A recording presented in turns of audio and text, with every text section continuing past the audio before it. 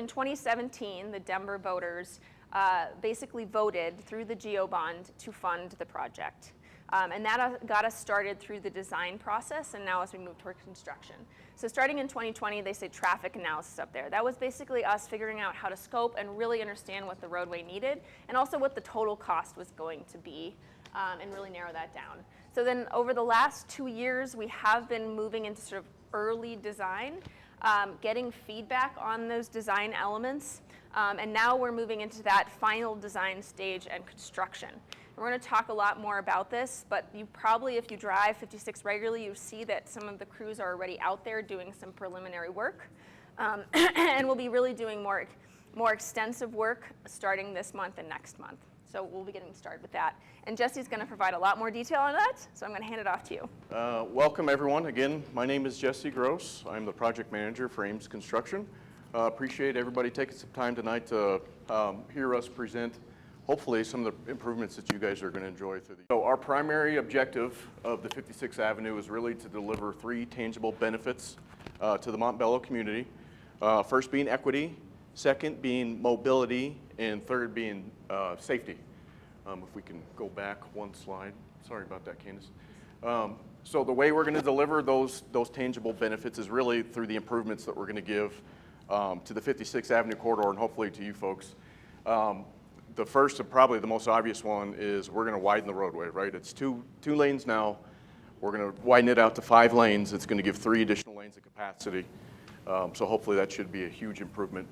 Secondly, we are constructing 5 brand new signalized intersections.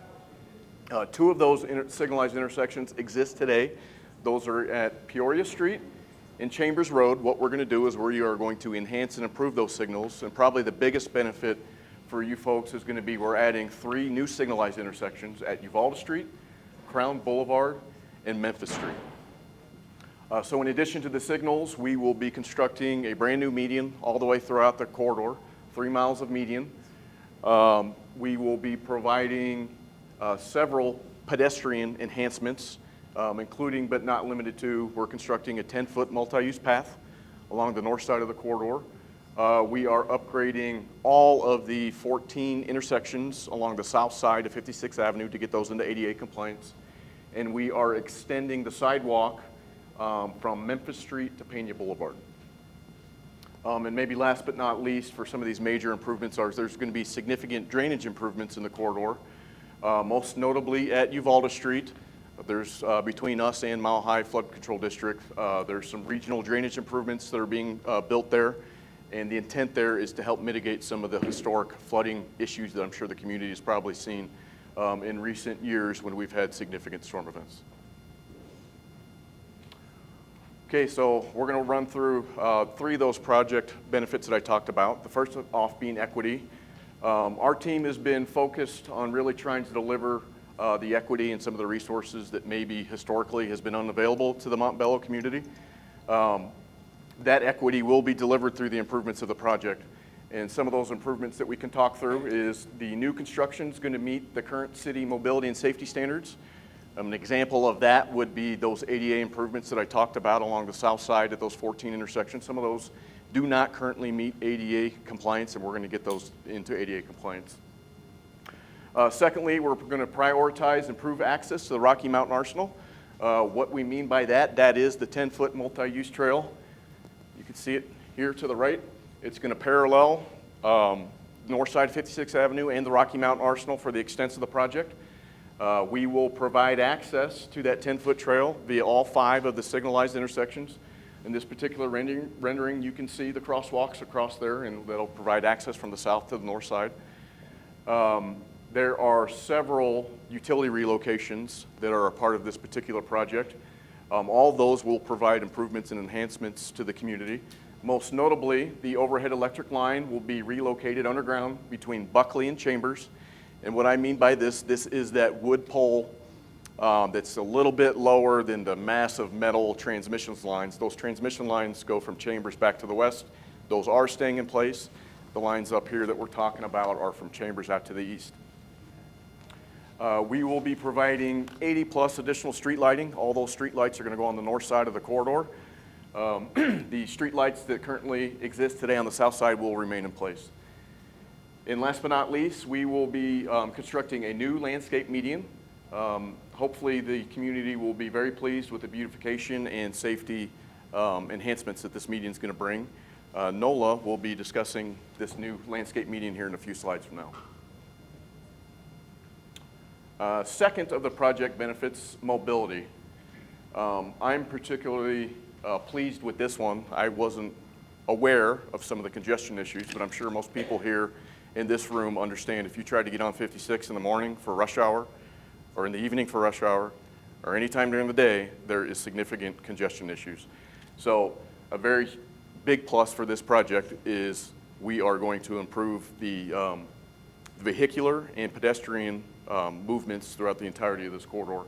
And the way we're going to do that, again, a lot of these are repeats, but they're going to cover every single benefit that we plan to offer the community, is we're going to build 5 new lanes, and out of those 5 lanes, 3 of them are going to be in the eastbound, 2 of them will be westbound lanes, and the roadway will be designed such that there is the potential for a 3rd westbound lane in the future in the event that that lane is constructed by the city.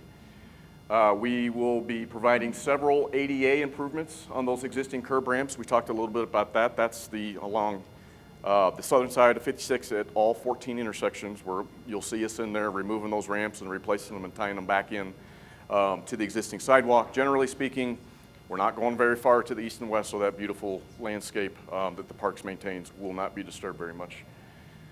We're also providing 5 new and enhanced traffic signals that provide safer and more comfortable crossings. This is a big one. The new multi-use path provides access to the Rocky Mountain Arsenal. The existing trailheads there, we talked a little bit about that 10-foot multi-use path. That'll be the avenue to get there. Just wanted to comment that the 2 existing trailheads will remain open during the course of construction. You'll see us working around it, but if you need to get to that trailhead, feel free to access it. It will remain open. Talked a little bit about the south sidewalk, that extension from Memphis to Pena Boulevard. Right now, in the corridor on the south side, we have sidewalk from Peoria out to Memphis, and then it's a dirt path out to Pena. So this project will be getting that dirt path into a concrete path and making that ADA compliance for the community. And we will be constructing a new dedicated entrance for the U.S. Army Reserve Training Center. Right now, there's 2 access points east of Peoria. The intent is to combine those 2 access points into one, and it's going to be on the north side of the Peoria intersection. So last but not least of the project benefits that I would like to talk to you guys tonight about is safety. I'm sure it's probably fresh in most of the community members' minds, some of the accidents that have recently happened here along the 56th Avenue corridor. This hits home for everybody, especially us in the construction industry, but safety is, we hold it dear to heart. So we are very interested in providing some improvements that'll provide vehicular and pedestrian improvements and really get this roadway in shape that's useful for the community. So the way that we intend to do that, well, there's many ways, but the 3 that I'm going to talk to you tonight is the introduction of that median that I talked about a little bit earlier. That median is going to provide 2 significant benefits to us. First, it's going to be a barrier from head-to-head traffic, and what that means is, in theory, it should mitigate or prevent head-on collisions, because there'll be a physical barrier that vehicles cannot cross. Secondly, it's going to facilitate right-in and right-out turning, and what that really means is we're going to eliminate uncontrolled left-hand turns. So you will not be able to turn left out of the community if there's an intersection, and you will not be able to turn left into the community, if there's a median. So the way that we are going to accommodate those left-hand turn movements is through a controlled movement, which is AKA those 5 new signals, right? So we will provide 3 new ways to get into the intersection without trying to play Frogger across the road. Because when that traffic gets going, you really need that controlled left-hand green movement to either get in or get out. And last but not least, for some of the safety benefits, the roadway is going to be realigned in that reverse curve just east of Worcester, which has been kind of the genesis of some of those recent traffic accidents. So it's a pretty significant sharp curve, and if you're not prepared to take that curve, there's some hazards associated with that. So this project will be flattening out that curve and making it a lot more usable. With that, Nola's going to tell you a little bit about the median design. Thank you, Jesse. Again, my name is Nola Albrecht. I'm one of the landscape architects on the project. And just wanted to talk to you a little bit about the landscaping for the, can you hear me? A little louder, okay, I'm sorry. So the landscape enhancements for this project will encompass the median, obviously, and I'll talk about it a little bit later. The protection of the existing trees along the south side of the project, and it also includes native grasses and some plantings along the new multi-use pathway to soften that edge. So the median, as Jesse mentioned, is from Peoria to just east of Pena. And so that's, again, it's a long stretch. There's a lot of landscaping in it. And then based on the feedback from previous meetings that we had, the project team did work, we worked really closely with Denver Water and DPR to come up with some solutions that would work to include for the landscape enhancements. So along the entire length of that project area within the median, we'll have boulders, some decorative stone, native forbs and grasses, and that make up the design. It adds texture, color, and some seasonal interest. We wanted to keep it really natural. It's really a transition from the neighborhood to the Rocky Mountain Arsenal across the street. So it's if you will, it just kind of gives you that feeling of similar materials, but in a design sense. The placement of the materials within the landscape, and you can come over and look at the table and see kind of how those are laid out with the placement of the landscaping and the rocks and the boulders. It really emulates the flow of traffic. We don't want to create too much interest in it because we don't want people looking at it and running into it or anything, but it's going to enhance the median design very well, we believe, and along the neighborhood. And I believe, Jesse, you're now going to talk about the scheduling of the project? Uh-huh. Okay, I'm back. So the next handful of slides talk a little bit about project schedule and project phasing. As you can see, we are here via the flag. We're at basically the tail end of the second quarter of 2022. Big picture, we're forecasting to be complete sometime third quarter of 2024. So the project's going to last a little over 2 years, 2 years to a little over 2 years. We're going to do everything we can to get out sooner, trust me.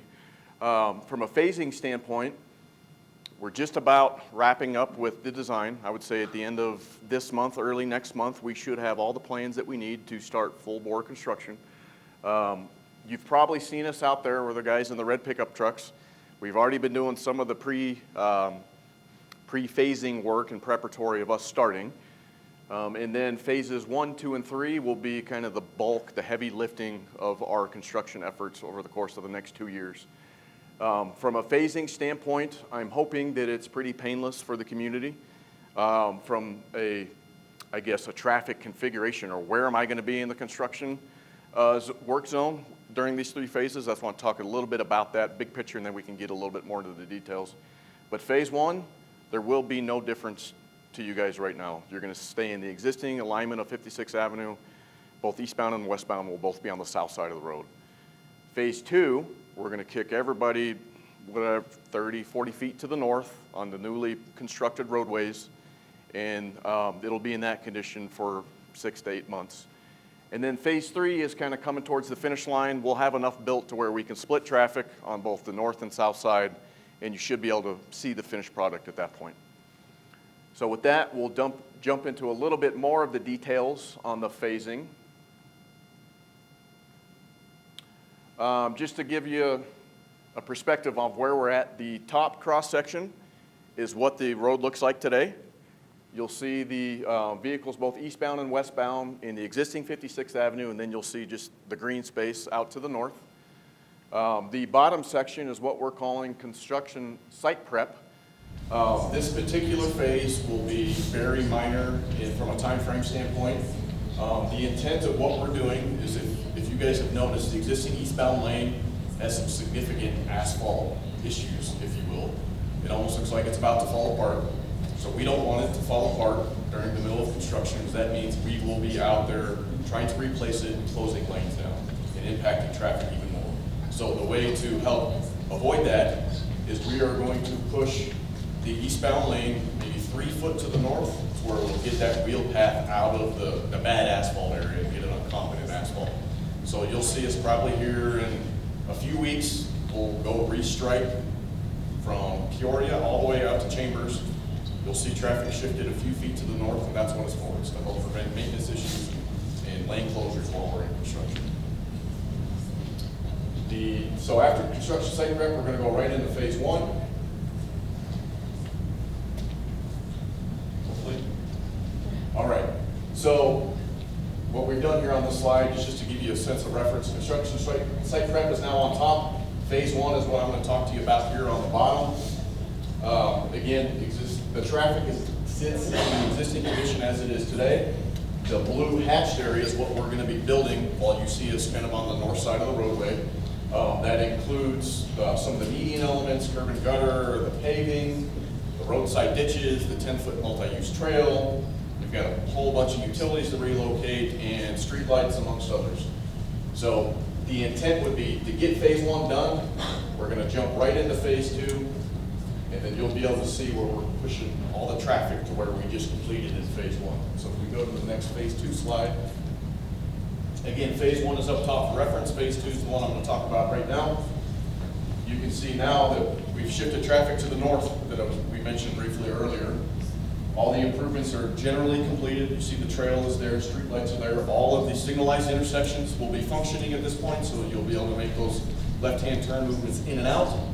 And then you'll see us on the south side of the road where everybody was previously at, and we'll be working on that component for however long it takes us to get there.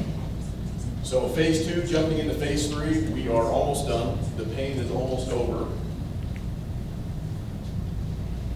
So phase three, again, phase two is on top of reference, phase three is on the bottom. You can see now that the traffic, the eastbound traffic is now on the newly constructed lanes. The westbound traffic is on the newly constructed lanes. And we are in the middle at the median trying to construct anything that we did not get constructed in phases one or two. So at this point, you'll really be able to see what the roadway looks like. There should be minimal work that we'll be doing in the median. We will have to provide some lane closures to access that median with traffic on either side of us. But at this point, we're going to aggressively try to finish this, pull all of our traffic control devices, all of that yellow iron, our red trucks, and we're going to get out of here, and hopefully you guys will be able to enjoy the roadway.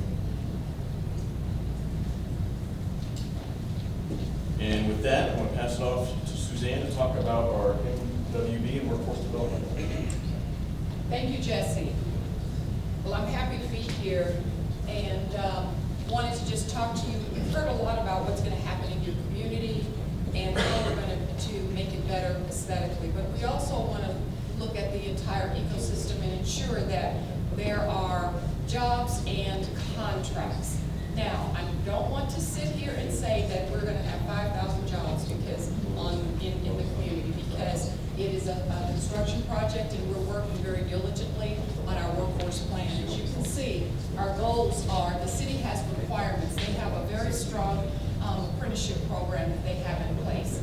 We're working very diligently, not only with our contractor, which is Ames, and all of our subs, and we will be sending more information out. But in the meantime, though, there's some cards that are at the desk. If you have any questions, please reach out, and there will be some job opportunities available.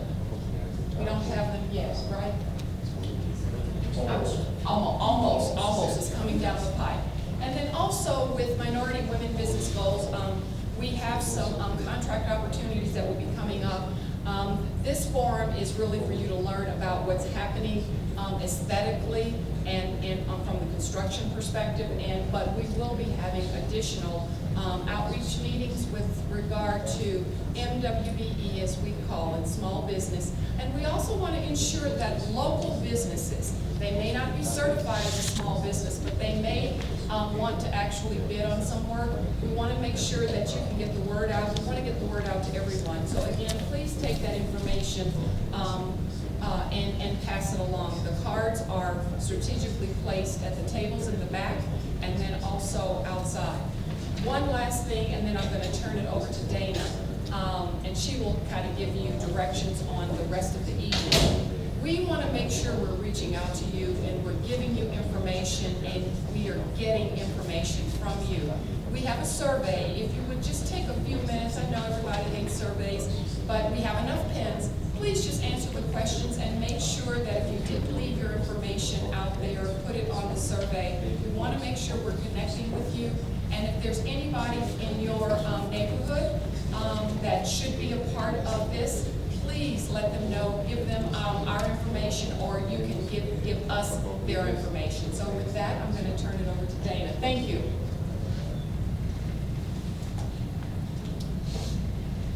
All right.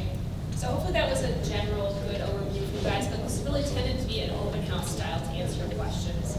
Before I send you off and direct you if you have any specific questions, I did want to acknowledge Councilwoman Gilmore for being here.